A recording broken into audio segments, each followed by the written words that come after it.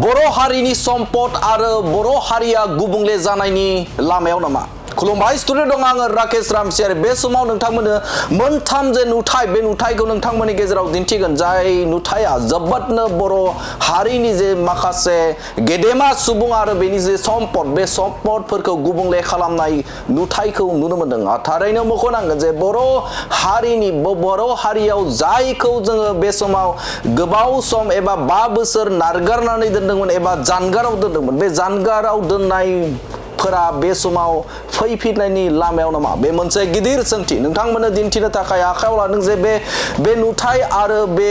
बर' हारिनि जे गेदेमा सुबुंफोरनि जे मुसुखा आरो बेवहाय गायसन जानाय माखासे फसंथानफोरखौ गुबुंले थासारिजों सिनाय मोनै दुथाङा बे समाव गुबुंले खालामनो नाजानाय थासारिखौ नोंथांमोननि गेजेराव दिन्थिगोन। सेथि नाम्बाराव दं बे क'क्राझार जिल्लानि सिङावनो थानाय सरलपारा। बे सरलपारायाव आथिखालाव जिहेतु दुर्गा फुजा जाबाय दं एबा दुर्गा मेला जाबाय दं आरो बे समावनो मोनसे गाज्रि नुथाय एबा बर' हारिजों गोलाव सम बेखौ जानगाराव दोननाय मोनसे नुथाय, जाय नुथायखौ नोंथांमोना नुदों समाज बेरेखा खामानि, जाय समाज बेरेखा हाबा, बे हाबाखौ नुनो मोनदों सरलपारायाव। नोंथांमोना नुनो मोनदों जे बे समाव डिसप्लेनि हेफाजाबजों जे सरलपारायाव फुजा जागासिनो दं एबा दुर्गा फुजा जागासिनो दं आरो बेवहाय सासे सुबुङा समाजारि बिजोङाव मोनसे भिडिअ होदों, आपल'ड होदों आरो बेवहाय रोखा मोनसे नुथायखौ नुनो मोनदों जे जुवा होनाय,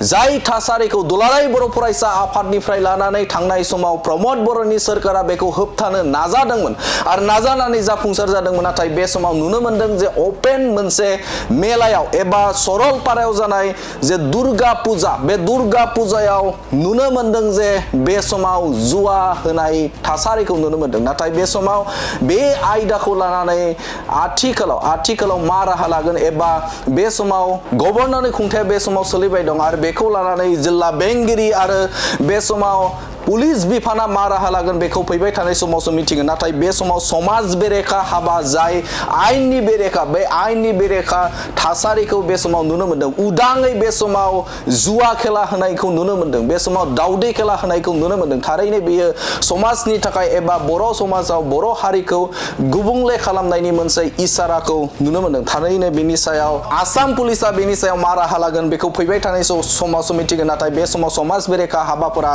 बे समाव सोलिबाय थानायखौ नुनो मोनदों आरो बेनि अनगायैबो बे समाव बारग' मन्त्रि रुपनाथ ब्रह्म, जाय बर' हारिनि सासे मन्त्रिमोन, बे मन्त्रि मांखरसालियाव थानाय बिथांनि जे गोसोखांथि महरै लुफुंना होनाय जे मोनसे कमिउनिटि हल आरो टयलेट, बेवहाय भेन्टिलेटरखौ नस्थ' खालामनायखौ नुनो मोनदों। सिनाय मोनै दुथाङा बेखौ सेफायदों आरो बे समाव नुनो मोनदों जे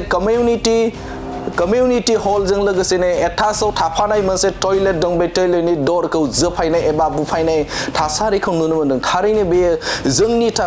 थाखाय जोबोदनो एबा बर' माहारिनि मोनसे सम्पदखौ, जाय गोसोखांथि महरै बर' हारिनि गेदेमा सुबुं बिथां रुपनाथ ब्रह्म, जाय रुपनाथ ब्रह्मआ बारग' मन्त्रि जानाय आरो बिथांनि जे कमिउनिटि, बिथांनि मुङै जे लुनाय जे कमिउनिटि प्लास बेनि उनाव पार्क बानायनाय एबा बिथांनि मुसुखा बानायनाय, बिथांनि साखाथियावनो जे टयलेट बानायनाय एबा कमिउनिटि हलजों लोगोसेनो टयलेट बानायनाय, बे कमिउनिटि हलनि जे भेन्टिलेटरखौ बे समाव सिनाय मोनै दुथाङा फोजोबस्रांदों एबा गाज्रि खालामदों आरो बेनि अनगायैबो दरखौ जोफायना एबा बुफायना गालांनायखौ नुनो मोनदों। थारैनो बे हारिनि थाखाय एबा हारिनि मोनसे सम्पदखौ बेफोरबायदि गुबुंले खालामनाय एबा बे समाव नस्थ' खालामनाया जोबोदनो मोनसे सोंखारि जाथाव। बेनि सायाव आसाम पुलिस आरो जिल्ला बेंगिरिया मा राहा लागोन बेखौ फैबाय थानाय समावसो मिथिगोन। नाथाय बेफोरबायदि हारिनि सम्पदखौ एबा बर' हारिनि गेदेमा सुबुं, जाय बारग' मन्त्रि जानाय आरो जाय बर' हारिनि सम्पद, बिथांनि जे थानाय जे जायगा, बिथांनि जे मुसुखा दोननाय जायगा, बिथांनि जे गोसोखांथियाव लुफुंनो हानाय कमिउनिटि हल, बेनि जे भेन्टिलेटरखौ बेफोरबायदि गाज्रि खालामनाया जोबोदनो मोनसे सोंखारि जाथाव आरो बेनि अनगायैबो मोनसे जोबोदनो दुखुनांथाव मोनसे थासारि थासारि जायखौ बर' हारिया बा बर' हारियानो बर' हारिनि बिफा उपेन्द्रनाथ होननानै जों जायखौ जों सन्मान होयो जायखौ जों मान होयो बर' हारिनि बिफा जायखौ जों गाबज्रियो दा बेफोरबायदि बर' हारिनि बिफानि जे मुसुखा बे मुसुखाखौ बे समाव गाज्रि सुबुङा जाय दुथां सुबुं बे दुथां सुबुङा गाग्लोबनाय बे गाग्लोबनाया जोबोदनो मोनसे गाज्रि एबा सोंखारि जाथाव बे जाथायानो जादों बाक्सा जिल्लानि सिङाव थानाय मसलपुर बे मसलपुर गोजोनपुरी पार्क बे गोजोनपुरी पार्कआव बड'फा उपेन्द्रनाथ ब्रह्मनि मुसुखा बे मुसुखाखौ जोबोदनो मोनसे गाज्रि थासारिजों मोनसे बिथांनि जे मुसुखा बे मुसुखायाव मोनसे बुख्लानाय एबा खुबै लानायखौ नुनो मोनदों बे जोबोदनो बर' हारिनि थाखाय जोबोद मोनसे गाज्रि इसारा एबा मोनसे दुंहाव थासारि बर' हारिनि जे बिफा उपेन्द्रनाथ ब्रह्मखौ बिथांखौ मान होयै थासारिखौ नुनो मोनदों आरो जेराव बर' हारिनि बिफा उपेन्द्रनाथ ब्रह्मखौ मान होआ माने बर' हारिखौ मान होयै मोनसे थासारि जायफोर सुबुङा बेफोरबायदि दुथां हाबाखौ मावदों बे दुथां हाबाखौ मावनायखौ थाबैनो बे समाव आसाम पुलिस आरो जिल्ला बेंगिरिफोरा माबायदि राहा लागोन बेखौ फैबाय थानाय समावसो मिथिगोन नाथाय बे समाव बर' हारिनि साफ्रोमबो बर'नि बिफा बिथां उपेन्द्रनाथ ब्रह्मनि बेफोरबायदि मुसुखाखौ गाज्रि भाबै खुबैलायनाया आरो गाज्रि थासारि खालामनाया जोबोदनो मोनसे सोंखारि जाथाव बेनि सायाव दुलाराय बर' फरायसा आफाद आरो बेनि अनगायैबो बर' हारिया बेनि सायाव मा राहा लागोन बेखौ फैबाय थानाय समाव मोनथिगोन नाथाय बे समाव राजखान्थि भाबखौ दोननानै बर' हारिनि बिफा उपेन्द्रनाथ ब्रह्मनि बेफोरबायदि मुसुखाखौ गाज्रि थासारिजों बुफायनाय आरो गाज्रि थासारि खालामनायखौ बे समाव गासैबो राजखान्थि हान्जानि दैदेनगिरिजों लोगोसेनो राजखान्थि दोलोफोरा मा राहा लागोन बेखौ फैबाय थानाय समावसो मिथिगोन नाथाय बे समाव मोनथामदे थासारि बे थासारिया बे समाव नैबे साननैसोआवनो नुजानो मोनदों जे बे समाव सरलपारायाव दुर्गा पुजानि मुङाव बे समाव जुवा होनाय एबा आयेन बेरेखा हाबा मावनायखौ नुनो मोनदों आरो बेनि अनगायैबो क'क्राझार जिल्लानि सिङाव थानाय औवाबारियाव थानाय रुपनाथ ब्रह्मनि जे कमिउनिटि हल आरो टयलेटनि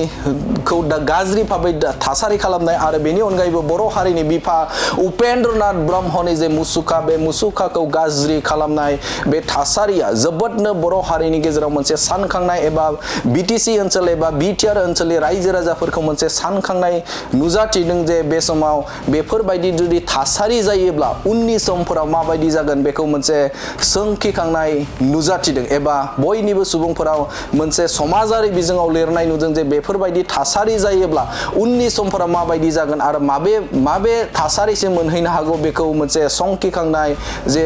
समाजारि बिजोङाव फेसबुक पेजफोराव बेफोरबायदि पस्ट होनायखौ नुनो मोनदों फुजा दंफैनाय लोगोफोर